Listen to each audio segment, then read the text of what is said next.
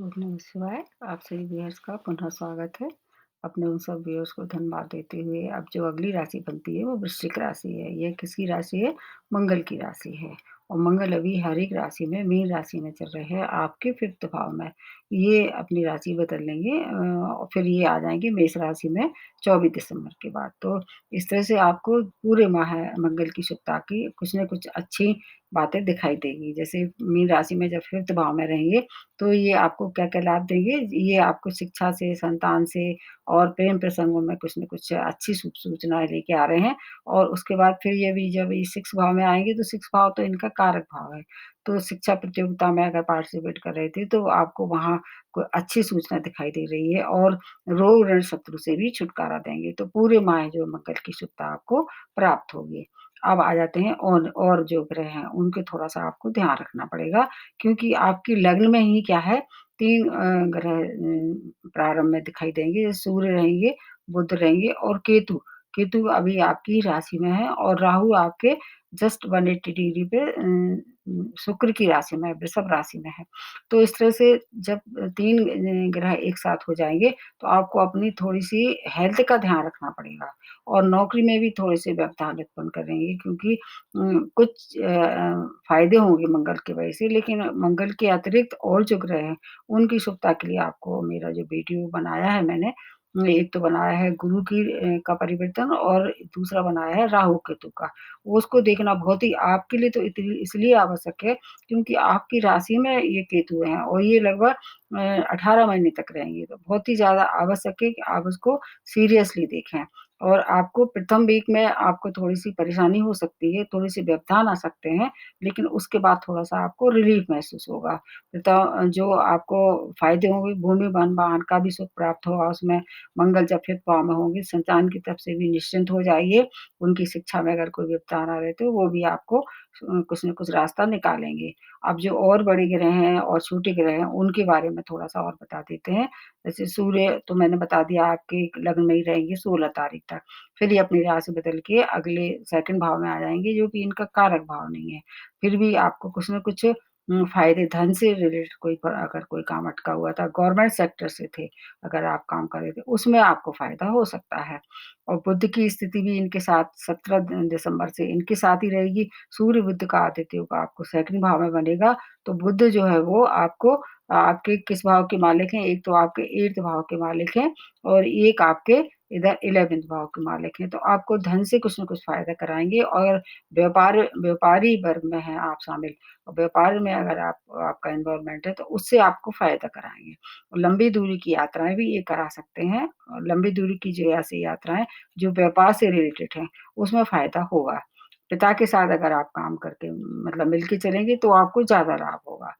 और मंगल की स्थिति मैंने बता दी, अब आ जाते हैं शुक्र के। शुक्र अभी आपके सभी राशि वाले की किसमें है उम, तुला राशि में मतलब आपकी तुला राशि कहाँ बनेगी?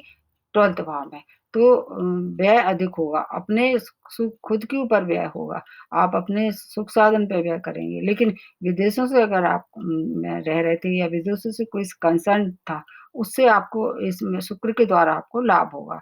तो अगर घर बैठ के अगर आप काम कर रहे थे और विदेशों से जुड़े हुए थे, तो आपको कुछ शुभ सूचना दिखाई दे रही है। उस समय कुछ न कुछ आपको गुड न्यूज़ दिखाई देगी इस समय और वो भी क्या है ये अपनी राशि बदल लेंगे। फिर ये अपनी राशि 11 तारीख के बाद फिर ये अपने आ जाएँगे, ये भी वृश्चिक राशि में केतु के साथ, फिर उतना फ़ायदा नहीं होगा।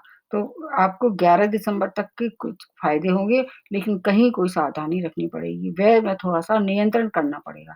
अन्यथा ऐसा हो सकता है कि व्यय की अधिकता की वजह से आपको मानसिक क्लेश हो, घर में या पारिवारिक स्थिति कुछ ऐसी हो कि आपके घर में थोड़ा-सा वातावरण वहाँ का दूषित हो जाए। शुक्र वैसे विदेशी चीज़ों के लिए भी जाने जाते हैं और अगर आप व्यापार से जुड़े हैं और ख़ास तौर से सुगंधित व्यापार से जुड़े हैं, तब आपको ज़्यादा लाभ होगा। शुक्र की और मंगल की वैसे तो मित्रता नहीं है, लेकिन अगर जब ये केंद्र में आ जाएँगे तो फिर आपको ज़्यादा कष्टकारी स्थिति बनाएँगे। अगर आप कोई व्यापार के अलावा कार्य क्षेत्र में अगर आप कुछ बदलाव चाह रहे थे, तो इस समय बिल्कुल नहीं करना है आपको, वहाँ परेशानी ये पैदा करेंगे। सूर्य की राशि जो है वो आपको लाभ देगी हर हर हाल में, क्योंकि सूर्य आपके 10th भाव के स्वामी हैं, तो बॉस से आपका अच्छा तालमेल बनेगा। जब ये 3rd भाव में आएँगे विशेष तौर से तब, क्योंकि ये 3rd भाव एक्टिवेट कर देंगे। तो बॉस से अगर कोई परेशानी चली आ रही थी, वो आपको फिर सहयोग करना शुरू कर देंगे। कुल मिला के आपको पूरे माह किस-किस ग्रह का फ़ायदा होगा, आपको गुरु का फ़ायदा होगा, शनि का फ़ायदा होगा और मंगल का। और शुक्र की पोज़ीशन जब 11 तारीख को बदल जाएगी, फिर उतना फ़ायदा नहीं होगा। आपकी राशि में जो है नीच भंग राजयोग का निर्माण 3rd भाव में मिल रहा है, तो इसलिए आपको शनि की भी शुभता प्राप्त होगी। जबकि 3rd भाव में गुरु की स्थिति अच्छी नहीं मानते हैं, लेकिन उनकी दृष्टियों में अमृत होता है। उसके लिए आपको मेरा वीडियो ज़रूर देखना चाहिए एक बार। अगर आप उसको देखेंगे तो काफ़ी चीज़ें क्लियर हो जाएँगी। कुल मिला के आपको इस महीने धन का लाभ होगा, भूमि भवन का लाभ होगा और संतान की शिक्षा और संतान की उन्नति अगर आप चाह रहे थे, इस समय उसमें भी लाभ दिखाई दे रहा है। और इसके अलावा अगर आपके शत्रु आपको परेशान कर रहे थे, तो जब मंगल की स्थिति आपके 6th भाव में आएगी, तो फिर वहाँ उनकी पराजय होना तय है। कोर्ट केस में अगर आप इन्वॉल्वमेंट था, तो जब मंगल की स्थिति 6th भाव में आई, तो आपकी तरफ फैसला होगा। ऋण से अगर जूझ रहे थे, तो तब भी आपकी तरफ फैसला होगा। मंगल की स्थिति आपके लिए काफ़ी मायने रखती है, क्योंकि आपके स्वामी राशि हैं। बस थोड़ा व्यय की अगर आप कंट्रोल करेंगे, तो बाकी चीज़ें अपने आप ही सॉर्ट आउट हो जाएँगी। कुल मिला के ये है कि दिसंबर का महीना जो है आपके लिए बहुत सी चीज़ों के लिए सुखद है और कहीं थोड़ी-सी सावधानी रखनी पड़ेगी। बाकी आपके स्वयं की आपकी कौन-सी महादशा और अंतर्दशा चल रही है, आपकी नेटल चार्ट में मंगल की क्या पोज़ीशन है, गुरु की क्या पोज़ीशन है, इस पे भी काफ़ी कुछ निर्भर करता है। फिर और मेरे जो वीडियो हैं, उनको भी देखना चाहिए आपको, तो आपको ज़्यादा लाभ होगा। तो आज वृश्चिक राशि वालों के लिए इतना ही। नमस्ते और धन्यवाद।